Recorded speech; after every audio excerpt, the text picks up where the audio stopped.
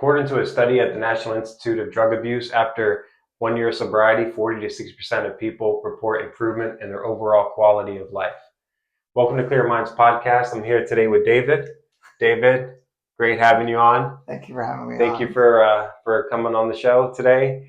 Today I would like to discuss redemption and sobriety, and 12-step promises. Thank you for coming on, and we'll get started. So we'll start simple. If you want to just tell us about what life was like before sobriety. Before I got sober, life was pretty unpredictable and lonely. My life was focused solely on getting the drug, using the drug, and figuring out when I was going to use it next. So, in that respect, on the one hand, it was pretty lonely because I was pushing away my family because I couldn't use my drug with them around. I was pushing away, friends that I had made because, again, my drug of choice was something a little bit not as conventional as maybe other drugs were, so it wasn't quite as accepting. It's not a very casual drug, so I had to push away people that weren't going to be accepting of that, and I really think I was pushing myself away from my own true self. So before I got sober, before I stopped using the drug, I was very lonely, and there was a lot of, like I said, chaos. There were times where I was borrowing money from myself and just running up a bunch of overdraft fees. So there was just not a lot of stability. I know what you mean, the isolation, the loneliness, and running up the borrowing from yourself. So the journey towards redemption, was there a specific moment or rock bottom that you knew you wanted to make a change? There certainly was, and I'm kind of surprised that so I had a couple. I had an initial one that I would, in retrospect, have thought that would have actually done the change, which is I was arrested. So I was in my second semester of law school, and I was trying to make a connection for somebody who I didn't even know. And I get to the gas station to make this connection, and it's a sting operation, and I'm arrested. And, it was right around finals times, and I had also just been told that I got accepted into a summer internship program with a judge. Wow. So I'm at the Broward County Jail, and I'm thinking to myself, if I see the judge on duty at 8 o'clock, I think it's the judge that runs the program. They just said that I was going to go and clerk for this judge, and yet I'm arrested. So but that brought me into into drug court and into that type of program, which initially I was going through the Broward Sheriff's Office, but then that wasn't working, so they transitioned me to the Broward Addiction Recovery Center, BARC, and which was a great program, but I was really still not accepting the fact that I had a problem. There was a couple of relapses while I was in drug court. I remember at one point telling my BARC counselor, the reason I'm testing positive for this is because I took a certain medication that's going to show up as that. I'm almost positive he knew I was lying, but he accepted it. I eventually did tell him the truth, but in any case, the arrest and drug court weren't enough because as soon as I completed that program, I went back and continued to still use. The real time that made me realize that I had a real problem was I was applying to the bar. I told them everything. I told them about the arrest. I told them I had a problem with substances and everything else. I was being very honest. They brought me up for an interview to talk about these problems. I was doing fine until they started asking me some very pointed questions with some documents I gave them. And I started spinning my answers because, I wasn't proud of what the answers actually were. So they said, we think you're lying to us. We need you to go to a trial on these issues. And after we've proven these, which I knew they were going to, after we've proven these, you can do your defense, which is basically showing redemption in a sense. Actually, they call it rehabilitation, and there are certain factors and certain things that you can do to show rehabilitation. You bring up people to say, "Oh, I know David. He's a very good professional in that environment. Oh, I know David. He has a really good moral center." Character Well, references. correct. So you'd have people testify on your behalf. I would, of course, have to testify. And then I would also have to show that I was giving back to the community. And at first, I was really upset that they were putting me through this. Poor me. I was feeling like I was being persecuted. But then I started realizing, oh my God, I don't have anybody I can call to the stand to talk about these things because that's not who I was at that time. So at that point, I'm like, I need to make a change. And I did. It was really that. It was really the point where I'm like, I can't have anybody talk about how great I am right now because I'm not that great right now. Mm-hmm. It's funny, we have a similar situation there that happened. But what did redemption look like to you back then, and how has the idea evolved? So when I was still using, as I said, I went to law school. I was trying to become an attorney, and because I was still using and not trying to get better, I wasn't able to become an attorney. I wasn't able to get the license for the ethical portion of it, which is what I spoke about just a minute ago. But I was also not really able to pass the exam. So in the beginning, redemption was really about becoming an attorney, getting that licensure. And when I realized that I couldn't show rehabilitation for the bar, and I realized I needed help, I signed a contract with a program that actually helps attorneys that are dealing with substance abuse.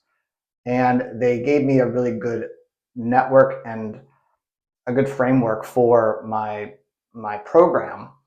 And initially, when I was doing that, I still had some resentments about having to do it.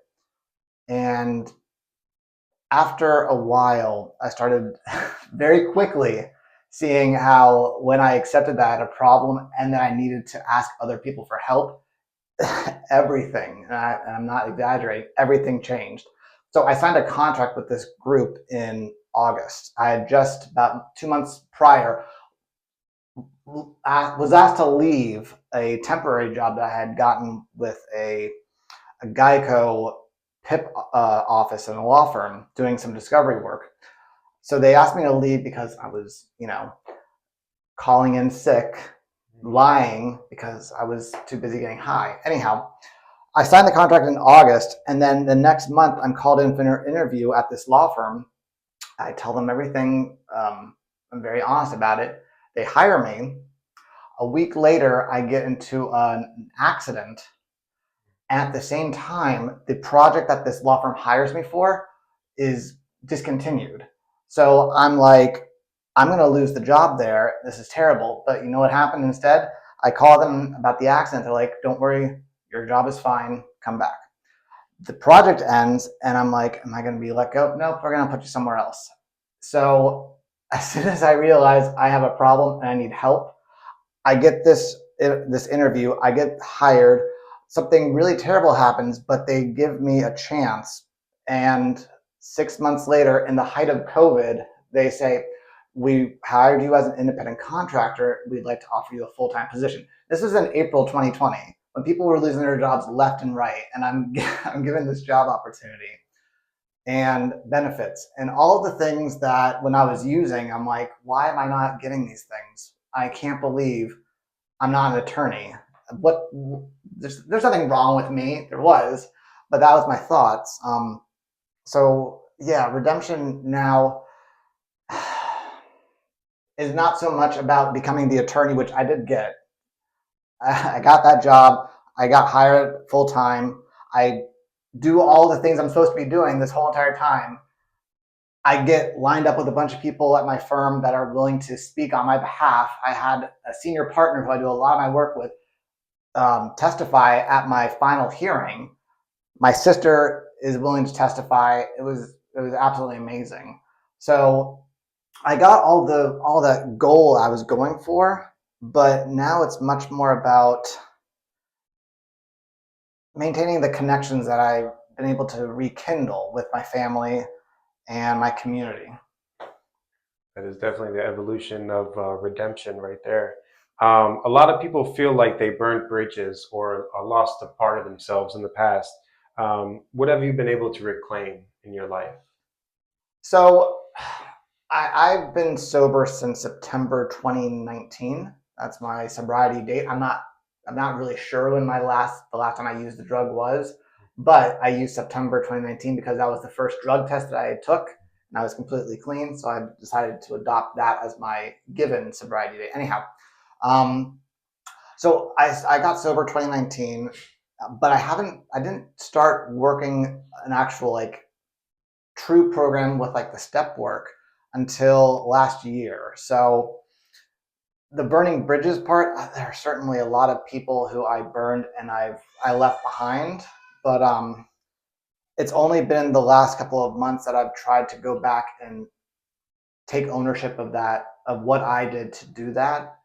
And I'm at, I'm actually on my third or fourth ninth step, and it's actually been really gratifying because everybody that I've tried to make amends to, they've basically been like, you don't need to. It's been really great. My dad was, my dad said, you don't have to do that with certain people. I'm like, okay. My dad's been sober for like 20, 30 years or something. So he's familiar with the program. And in fact, when I told him I'm in a program, it's the 12 steps, and there's a part where you have to make amends, he's like, "You're making an amend, aren't you?" I'm like, "Yes, yes, I am." So it went really well with him. My sister Kelly, she was probably the best one because I'm like, you know what, Kelly, there were two things that I kind of was responsible for with you. On the one hand, I neglected our relationship, and I really am apologizing for that. And then there was another specific instance where I really harmed her. And after I had said my spiel, she's like, you know what, when you said that, there was only one thing that came to mind, and it was what you mentioned. And and this was the whole entire point of the ninth step, which is letting the other person have their role and be able to respond to what happened. She was like, when I thought about it, after I realized you were suffering, I forgave you for it. So I've been able to, I haven't really burned too many bridges with the people that were important to me. To get back to the core of the question, um, there's still a couple of bridges I need to go back and apologize for at least. That's amazing.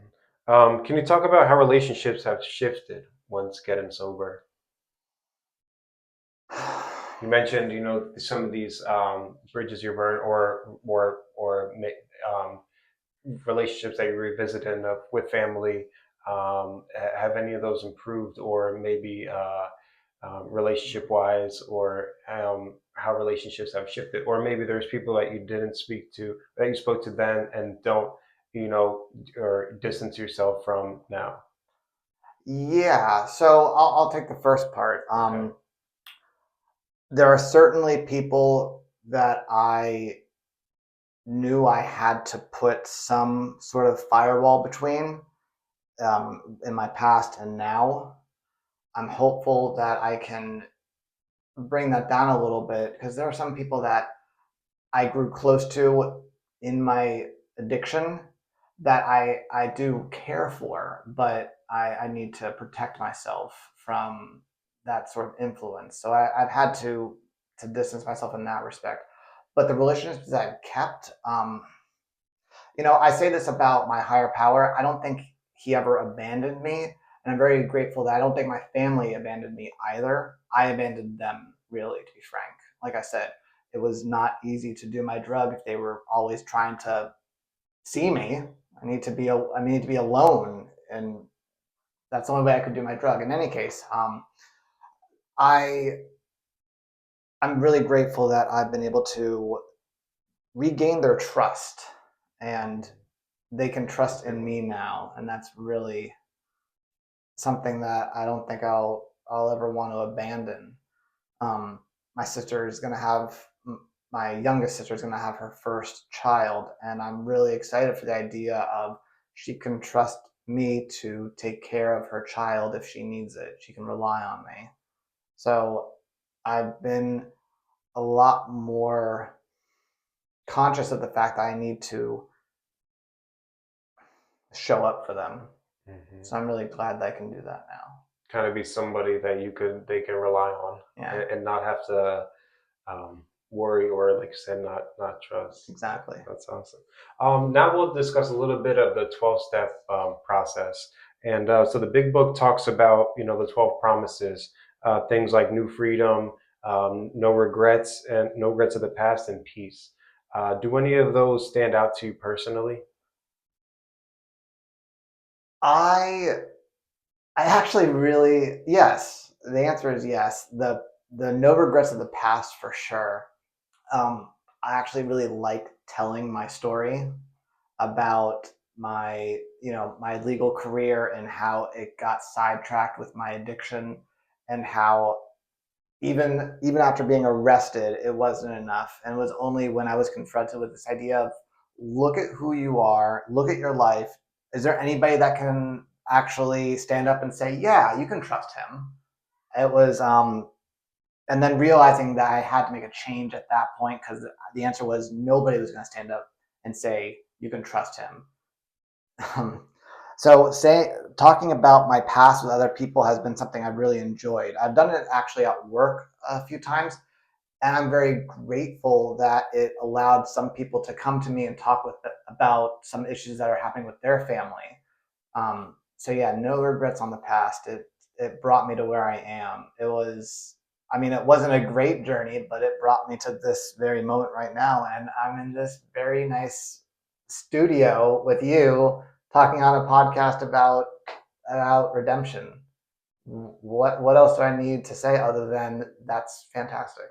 So no regrets about the past. It brought me to this moment right here.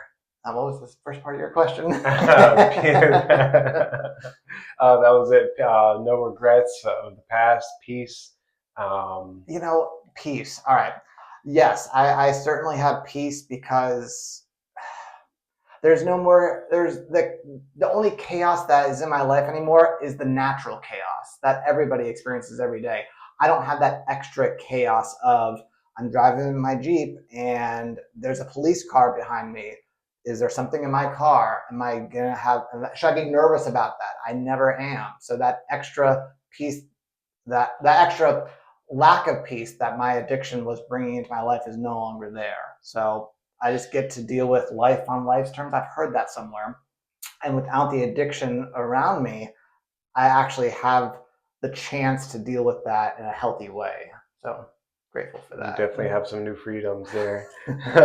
Was there a moment you realized, wow, this is actually happening? Like the promises coming true? Again, I it didn't happen when it actually happens. It happens when I reflect on it. I sign that contract and then I'm given this job opportunity, and something dramatic happens, but because I'm doing the right thing, my higher power is there for me and everything's okay. And then a tragedy happens globally, and yet because I'm doing the right thing, a, a, a contract for employment is sent my way. It's pretty amazing. So I keep doing the next best right thing, and promises reveal themselves. And yeah, I don't know how else to explain it, but Looking back on reflection, you can see yeah, it's hard to see it while we're in it, but looking back, you can see all these wow moments. for sure. Um, so there's a line about intuitively handling situations that used to baffle us. Has that shown up in your life? Yes. When I was using, lying was second nature because, like I said, it was all about feeding the addiction, which meant making sure I could go and do that thing. So I was the stupidest lie when my parents or my sisters would want me to do something with them was like, oh, I need to do laundry. Like the stupidest lie. So nowadays, though, I'm always about being straightforward and honest and um, not even just being honest, but being upfront about it. So in my professional career, I'm held to a slightly higher standard with like judges. And if I am holding something back from them, I'm going to get punished. So I'm much more upfront, forward. Well, to be frank, Your Honor, I need to tell you this to be candid.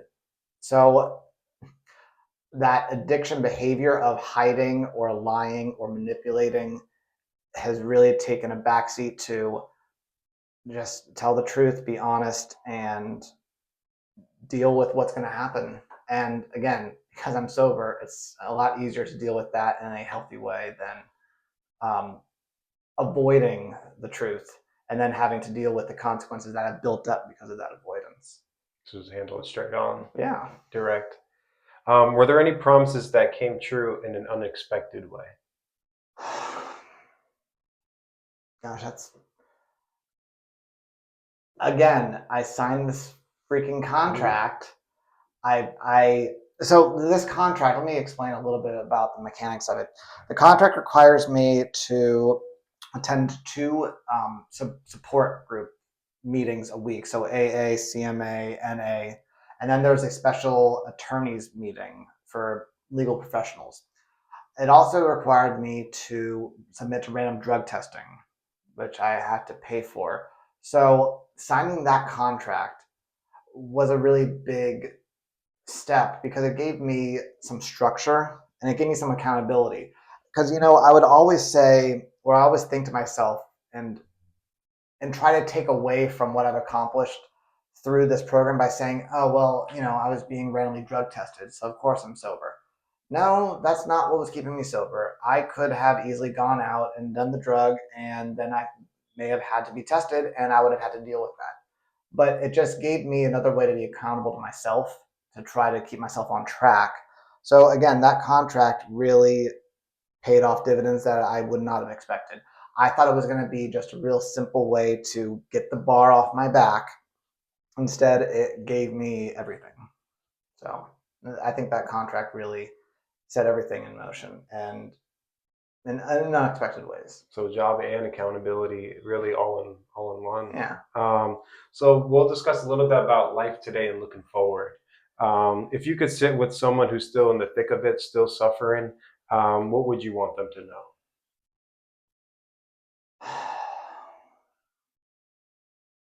They don't have to do it alone.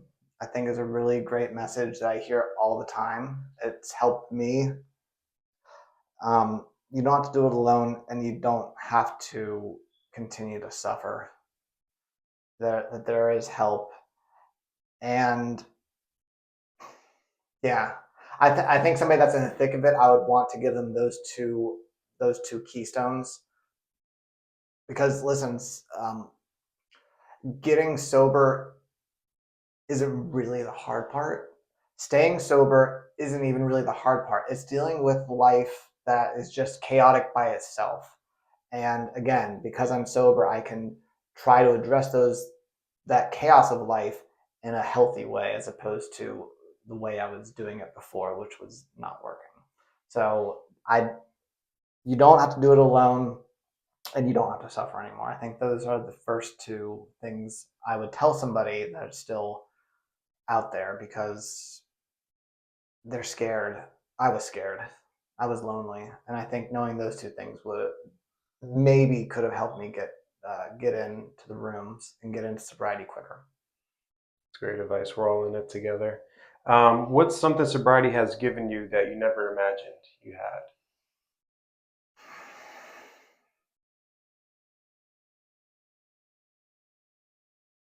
That's a really hard question.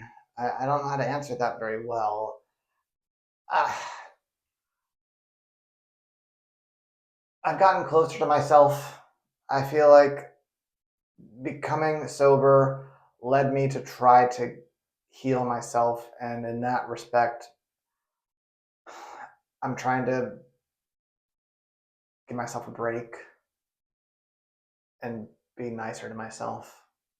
For a long time, I was being pretty critical of myself, and I didn't even realize it. And I was holding myself to a high standard. But I think now that I'm no longer trying to self-medicate through these drugs, through alcohol, things of that nature. It's giving me a chance to be nicer to myself. That's a great answer. That's a great answer. Even after the promises started to come true, work doesn't stop. What are some steps that you take today to continue on recovery process? It's certainly a daily thing, and I never do it perfectly, but it's not about perfection. It's about making the effort and keeping progress, not perfection. Again, I've heard that somewhere. Anyway, I try to pray every morning when I'm on my drive into work. I at least try to just out loud say a couple of things that I'm grateful for. I mean, it's as simple as I'm grateful for the beautiful weather, the sky, the fresh air. Um, I try, it's really simple, but I try to say the Serenity Prayer every day, and and then I just try to treat myself nicer. And a lot of that in the last 2 years has been about eating well. I know it's as simple as that, but like when I was out using, I was not taking care of myself physically. Um, I like to think I was trying to. I remember leaving like toothpaste in my car and a toothbrush so that when I'm out there, I at least could try to do that, but I wasn't even really doing that. So just taking care of my daily needs and trying to maintain a healthy habits is really something that I try to do on a daily basis because out there I wasn't caring about that kind of stuff. Awesome. Well, David, thank you so much for being on and opening up. I really appreciate you being here and being able to share your story. It's really amazing. I really do appreciate it. Is there anything that's on your heart or any final thoughts that you would like to, maybe say to somebody who is maybe thinking about recovery but is unsure? So when I was asked to come on and talk, I initially was like, "Oh man, can we do it next week?" Because I was scared. I don't know. I don't really know why, but I was scared, so I wanted to push it off. But then I had somebody close to me help me realize that not doing it because I'm scared is silly, and more to the point, not helping other people potentially because I'm scared is also something that's not aligning with who I am. So if you're scared about coming out from an addiction and going into a room, don't be, because we're all there. We were there. We're still there, a lot of us, and it's better on the inside. Awesome. Well, David, thank you again. Thank you. And thank you so much for listening to today's conversation. And again, sobriety is not just about staying sober, it's about transformation and promises and the quiet miracles that keep happening when we show up. So thank you again. And if you have any stories of yourself or any redemption stories that you have, please feel free to comment below. And thank you again, David. Thanks, Thank Carlo. you. You did awesome, man. I was terrible. What do you mean you were terrible? Why do you say that? I think you were going down. You really nailed it. Oh my God. I think it's